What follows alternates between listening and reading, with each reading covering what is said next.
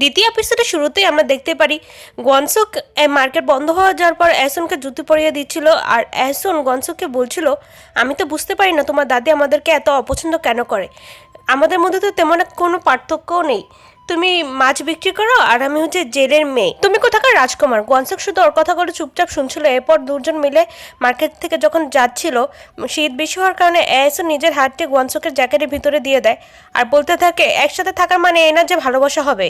আমি তো তোমার সাথে থাকি যেন তোমার থেকে বিজনেস শিখতে চাই, কই আমি ছেলে ফাঁসানোর জন্য এরকম করছি। আর তাছাড়া তুমি এই জায়গায় যে আইল্যান্ডে থাকো আর আমি সোয়েলে থাকা মেয়ে। গনসক বলতে থাকে, ওটা শুধু তোমার চাচার একটা দোকান সোয়েলে, আর কিছুই না। যাই হোক, আমি তো সোয়েলের অধিবাসীই হলাম, তাই না? আর সমুদ্র আমার মা বাবাকে মেরে ফেলেছে, তো আমি এমন কাউকে বিয়ে করবো না যারা এই আইল্যান্ডের ভিতরে থাকে।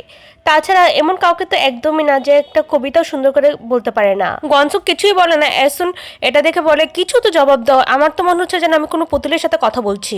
গনসুক বলে, নিজের হাত আগে আমার পকেট থেকে সরাও আর কোনো সুয়েলে থাকা মানুষের পকেটে রাখো। ওদেরকে এভাবে যেতে গনসুকের মা আর দাদি দুজনেই দেখছিল। গনসুকের দাদি তো গনসুকের মাকে বলতে থাকে, তুই তো এই মেয়ের মাঝে কোনো খারাপ জিনিসই দেখোস না, মনে হচ্ছে তুই তোর ছেলেকে মেয়েকে দিয়ে দিয়েছিস। মা, আপনি তো জানেন আমি আপনার কথার বিরুদ্ধে কোনোদিনও যাব না।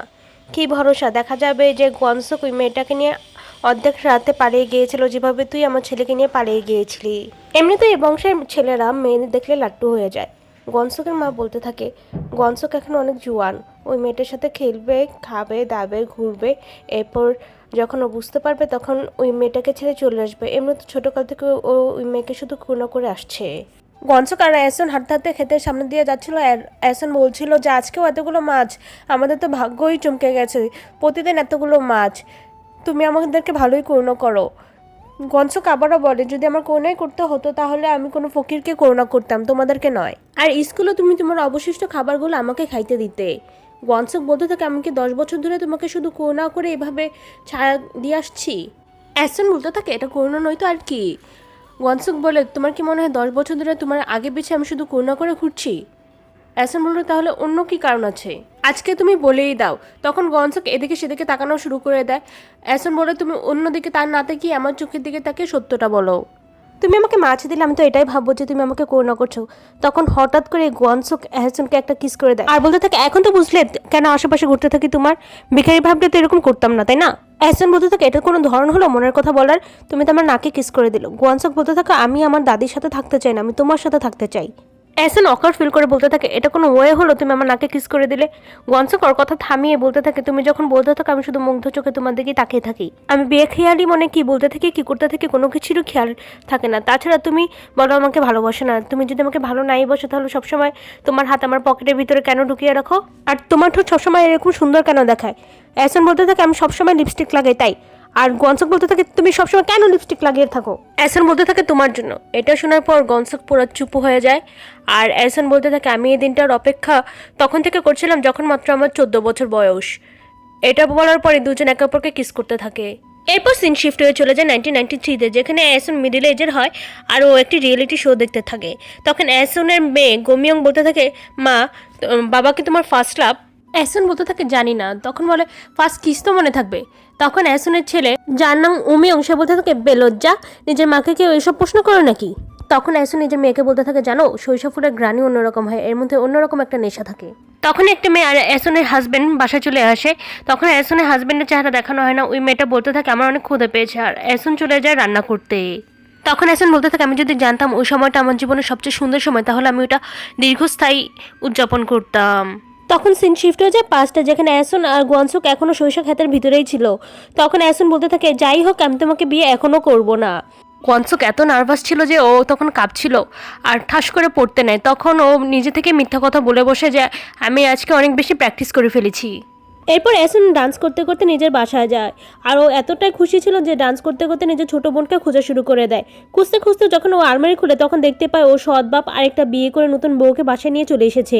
এরপর আমরা দেখতে পাই অ্যাসন নিজের সৎ বাবা ও সৎ মার কথা শুনছিল, যেখানে ও সৎ মা বলছিল, আমাকে একটা কথা বলো, আমি তোমার মরা বউয়ের বাচ্চাকে কেন পালবো? অ্যাসনের সৎ বাপ ওকে চুপ করানোর চেষ্টা করে, কিন্তু উনি জোরে জোরে চিলিয়ে বলে, তুমি কেন ওকে ভয় পাও? ওকে এই বাসা মহারানী নাকি যে আমাদেরকে ওকে ভয় পেয়ে চলতে হবে? এরপর দেখতে পাই অ্যাসন নিজের দাদির বাসায় চলে যায়। অ্যাসনের চাচা ওর দাদিকে বলতে থাকে, এতদিন তো ওই পরিবারকে পালছিল, এখন হঠাৎ করে আমাদের বাসায় চলে এসেছে, ওর উচিত আমাদেরকে ইনকাম করে খাওয়ানো। ও তো দেখতেই পাচ্ছে আমরা বস্তিতে থাকি। এতদিন তো ওই পরিবারকে চালিয়েছিল। এসনের দাদু এসনকে জিজ্ঞেস করে, তুমি কি কলেজে যেতে চাও, তুমি কি আরও পড়াশোনা করতে চাও? তখন এসনের চাচা বলে, মা এখন আপনি বললেন না আপনি আপনার সব সেভিং এই মেয়েটাকে দিয়ে দিবেন। তখন ওই দিনে সকালে সিন দেখানো হয় যেখানে কিনা এসনের সৎ মা এসনের মার ছবিটি ফালিয়ে দিচ্ছিল। তখন এসন খেপে যেয়ে জিজ্ঞেস করে, আপনার সাহস কী করে হয় আমার মার ছবি ফালানোর? তখন এসনের সৎ মা বলতে থাকে, তোকে আমি আমার সতীরের ছবি এখানে টাঙিয়ে রাখবো নাকি? এসনের যে সৎ ভাই বোনদেরকে জিজ্ঞেস করে, তোমরা দুজন কোথায় ছিল যখন আমার মার ছবিগুলো এখান থেকে ফালাচ্ছিল? তোমরা কি আইসক্রিমে বিক্রি হয়ে গেলা? তখন এসন নিজের সৎ বাপকে বলতে থাকে, আপনি আমার টাকা দিন, আমি এখান থেকে চলে যাবো। তখন এসনের সৎ মা বলতে থাকেন, তুমি কতটা বেশরম, তুমি এই বাচ্চা মেয়েটারও টাকা মেরে খেলে। এসনের সৎ বাপ বলতে থাকে, তুমি শুধু শুধু আমাকে ভুল বুঝছো, আমি এরকম কোনো কিছুই করিনি। এসন বলতে থাকে, আপনি আমাকে বলেছিলেন আপনার বাচ্চাদেরকে পারলে আপনি আমাকে কলেজ ফি দিবেন, আপনি আমার কলেজ ফি দিয়ে দেন, আমি এখান থেকে চলে যাব।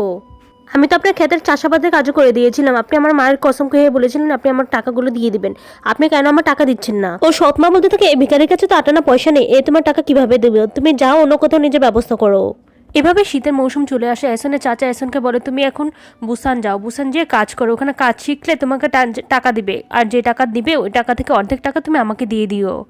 তখন এসন ইমোশনাল হয়ে বলতে থাকে, মা ঠিকই বলতো, এখানে কুত্তা হয়ে জন্ম নেওয়া ভালো, কিন্তু মেয়ে হয়ে না। এসন বলতে থাকে, আমি এখানে কাজ করব না। এসনের চাচা বলতে থাকে, তুমি এখানে কাজ করবে না তাহলে কি আমার বাসা এভাবে পড়ে থাকবে?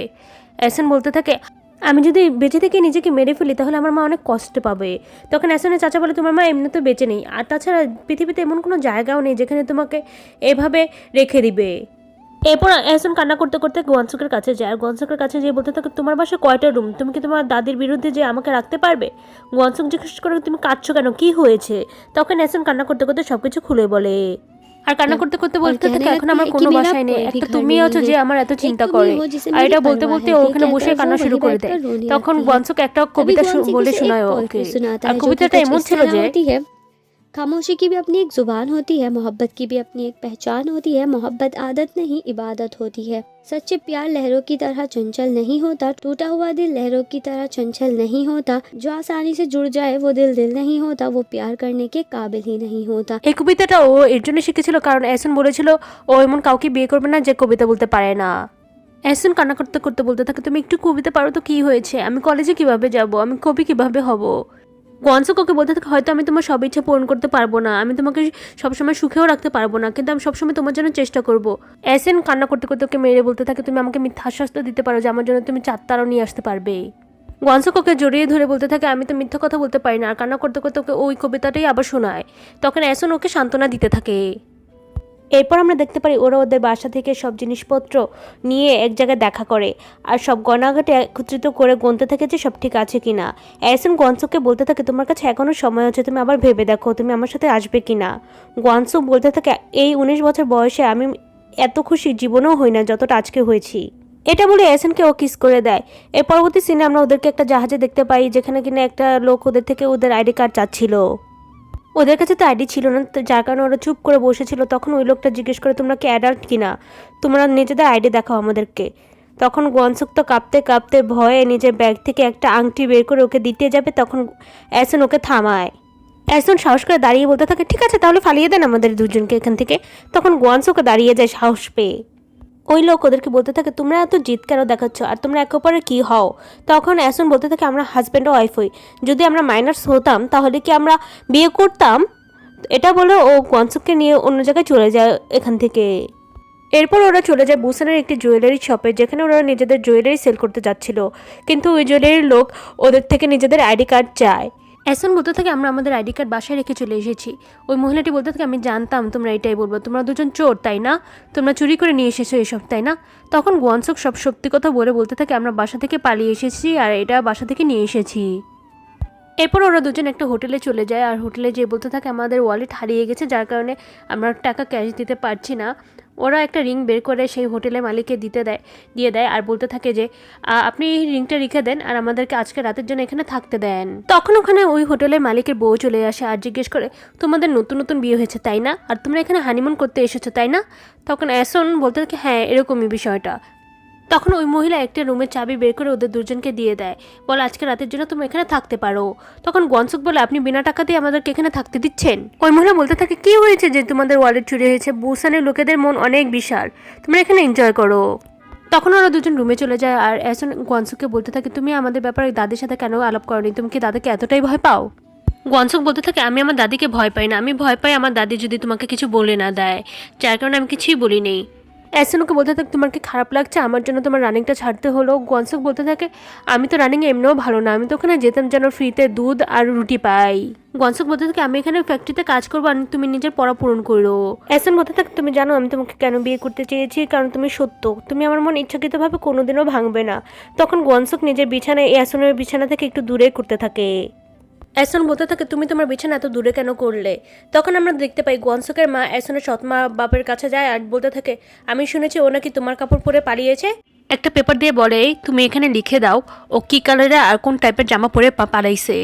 এহসানের সৎ মা ইচ্ছা করে মিথ্যা কথা বলে যে আমি জানি না ও কোন ধরনের কাপড় পরে পালাইছে। অন্যদিকে দেখতে পাই হোটেলের মালিকের বউ এসেছে ওদের জন্য খাবার আর ড্রিঙ্কস নিয়ে আর বলতে থাকে, বুসানের মানুষের মন অনেক বিশাল, তোমরা এখানে এনজয় করো আর বেশি বেশি খাবার খাও। অন্যদিকে দেখতে পাই গোয়ানসুকের মা রওনা দিয়ে দিয়েছে ওদেরকে খুঁজতে। এহসান ঘুম থেকে উঠে দেখতে পায় গোয়ানসুক বাড়ি থেকে আসছিল। গোয়ানসুক রুমে আসার পরে দেখতে পায় ওদের রুমের ভিতরে একটা পেপার দেওয়া হয়, যে পেপারে ওদের রুমে থাকার ভাড়া তারপর খাবার দাবারের ভাড়াগুলো দেওয়া ছিল। গোয়ানসুক বলতে থাকে, ওই মহিলা তো বলেছিল এই সব কিছুই ফ্রি। এরপর গোয়ানসুক নিজের কাপড়ের ব্যাগটা খুঁজতে থাকে, কিন্তু দেখতে পায় ওদের কোনো জিনিসই আর রুমের ভিতরে নেই। ওরা রিসেপশনে যে বলতে থাকে, দেখেন তো হোটেলে অন্য কোথাও চুরি হয়েছে কিনা বা কোনো গেস্টই চোর কিনা, আমাদের ব্যাগ তো আর খুঁজে পাচ্ছি না। তখন হোটেল ওনার বলতে থাকে, নাটক বন্ধ করে আমাদের বিলটা দিয়ে দাও। ওরা বলতে থাকে, আপনি আপনার ওয়াইফকে জিজ্ঞেস করেন, হয়তো বা উনি কিছু জানে। তখন ওনার ওয়াইফ এসে বলে, আমরা তো তোমার হাতে কোনো ব্যাগই দেখি নেই, তোমরা তো খালি হাতে এসেছিলে। উনি নিজে মেয়েকে জিজ্ঞেস করে, তুমি কি ওনাদের হাতে কোনো জিনিস দেখেছিলে? ওনার মেয়েও মিথ্যা কথা বলে যে না, আমি তো কোনো কিছুই দেখিনি। হোটেলে ওনার ওয়াইফ বলতে থাকে, একটা কাজ করি, পুলিশকে কল দিয়ে বলি যে ওরা দুজন বাসা থেকে পালিয়ে এসেছে আর দুজনই মাইনার্স। তখন পুলিশের কথা শুনে ওরা দুজনে খুব ঘাবড়ে যায়। আর অন্যদিকে দেখতে পাই গোয়ানসুকের মা বুসানের স্টেশনে চলে যায় পুলিশ কমপ্লেন করতে ওদের দুজনের বিরুদ্ধে। অন্যদিকে হোটেলের মালিকেরা ওদেরকে বের করে দিচ্ছিল। তখন এহসান জিজ্ঞেস করে, যদি আমাদের কাছে ব্যাগ নাই থাকতো তাহলে তোমরা আমাদেরকে রুম ভাড়া কেন দিলে? হোটেলের ওনার খেপে যেয়ে বলে, আমি পুলিশকে কল করছি, বলে দিচ্ছি তোমরা ভেগে এসেছো জেজু আইল্যান্ড থেকে, তোমাদের বাপ মা আসুক তোমাদের খবর নেবে। গোয়ানসুক জিজ্ঞেস করে, তুমি কি করে জানলে আমরা জেজু আইল্যান্ড থেকে এসেছি? আমাদের ব্যাগের জেজু আইল্যান্ডের পাশ ছিল, যার কারণে তুমি জানতে পেরেছো, আমাদের ব্যাগগুলো ফেরত দাও। এহসান কান্না করতে করতে ওদের কাছে বলতে থাকে, আমার ব্যাগে একমাত্র আমার মায়ের ছবি ছিল, আর একটা ছবি আমার কাছে নেই, প্লিজ আমার মায়ের ছবিটা আমাকে রিটার্ন করুন। মহিলাটি বলতে থাকে, তোমাদের কাছে কী প্রমাণ আছে যে আমরা তোমাদের ব্যাগ চুরি করেছি? ভালোই ভালো এখান থেকে চলে যাও, না হলে আমরা তোমাদেরকেও বিক্রি করে দিব। এরপর বাধ্য হয়ে ওদের দুজনকে বের হয়ে যেতে হয়। বের হয়ে ওরা দুজন একসাথে বসে অনেক আপসেট মনে ভাবছিল, আমাদের সাথে তো ফ্রড হলো, আমাদের ফিতে খাওয়ার নিয়ে উচিত হয়নি। এহসান বলতে থাকে, আমরা তো ওই কাহিনীটার মতো হয়ে গেলাম যেখানে একটা বুড়ি মহিলা চকলেটের লোভ দেখে বাচ্চাদেরকে নিয়ে যায়। আমি তো ভাবতাম ওই বাচ্চারাই পৃথিবীর সবচেয়ে বোকা বাচ্চা, যারা কিনা চকলেটের লোভে নিজেদেরকে দিয়ে দেয়।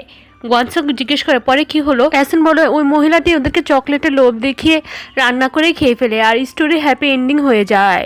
রাত্রে হোটেলের মহিলাটি আবার আরেকজনকে লুটার জন্য প্ল্যানিং করতে থাকে। তখন এহসান আর গোয়ানসুক হোটেলের ভিতরে চলে আসে আর লুকিয়ে লুকিয়ে মহিলাটি রুমে চলে যায় আর বলতে থাকে, এখানে কিছুই ফ্রিতে নয়, ওরা আপনাকে খাবার খাইয়ে ঘুম পাড়িয়ে দেবে, পরে আপনার রুম থেকে সব কিছু নিয়ে যাবে, ভুলবশত ঘরের লাইট অফ করবেন না।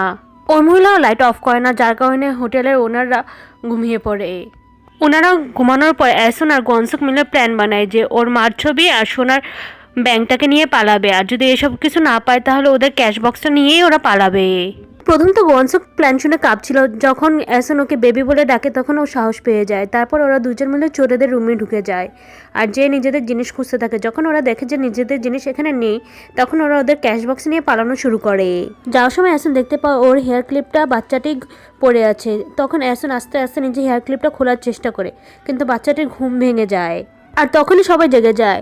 গোয়ানসুক আর এহসান দুজন মিলে ভাগা শুরু করে দেয়, কিন্তু ওনারের ওয়াইফ এহসানকে ধরে ফেলে আর এহসানের গলা চেপে ধরে। ওরা বলছিল ওদের ক্যাশ বক্স ফেরত দিতে। গোয়ানসুক তো কিছুই বুঝতে পারছিল না যে কি করবে। এহসান বলছিল, তুমি চলে যাও, তুমি ওদেরকে ক্যাশ বক্স দিও না। তখন গোয়ানসুক ক্যাশ বক্সটাকে সাইডে ফেলে দৌড়ে এসে হোটেলে ওনাকে একটা পাঞ্চ করে আর এহসানও ওই মহিলার হাত থেকে ছুটে যায়। আর এখানে এই এপিসোডটি শেষ হয়ে যায়। আমরা খুব শীঘ্রই এপিসোড 3 নিয়ে আসবো, আমাদের সাথেই থাকবেন। ধন্যবাদ।